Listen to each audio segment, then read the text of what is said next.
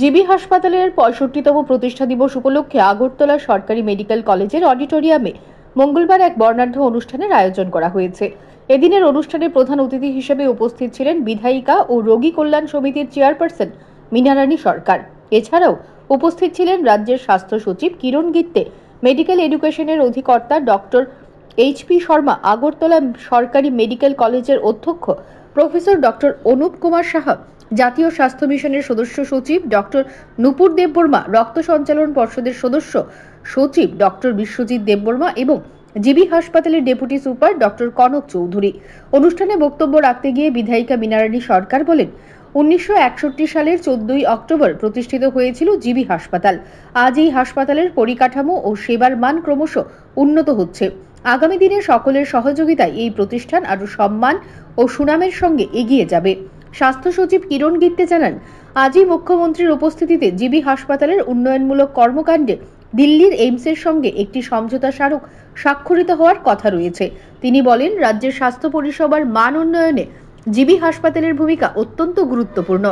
এটি আজ সাধারণ মানুষের কাছে এক নির্ভরতার প্রতীক হয়ে উঠেছে।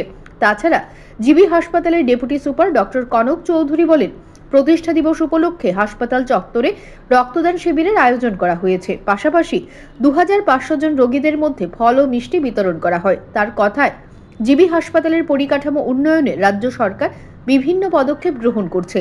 আগামী দিনেও জিবি হাসপাতালের ঐতিহ্যকে এভাবে অনুষ্ঠানের মাধ্যমে এগিয়ে নিয়ে যাওয়া হবে বলে আশাবাদী তিনি। এই অনুষ্ঠানটি ঘিরে হাসপাতাল ও মেডিকেল কলেজ চত্বরে উৎসবমুখর পরিবেশ পরিলক্ষিত হয়েছে। সত্যি আমাদের গর্বের দিন। 1961 সালে 14ই অক্টোবর আজকের এই দিনটিতে আমাদের জিবি হসপিটাল প্রতিষ্ঠিত হয়েছিল। সেই থেকে আমরা আজ পর্যন্ত দেখতে পাচ্ছি যে এত উন্নতি আমাদের জিবি হসপিটালে হচ্ছে। সেখানে সম্ভব হয়েছে আমাদের যারা এখানে সম্মানীয় ডাক্তারগণ আছেন, নার্সগণ আছেন এবং অন্যান্য ডিপার্টমেন্টের যারা আছেন, প্রত্যেকের সহযোগিতা। সর্বোপরি আমাদের রাজ্য সরকার, আমাদের প্রাণপ্রিয় মুখ্যমন্ত্রী ডক্টর মানিক সাহা মহোদয়ের অবশ্যই এখানে অনেকটা হাত আছে। তার জন্য আমরা আজকে এই জিবি হসপিটালের উত্তরোত্তর শ্রীবৃদ্ধি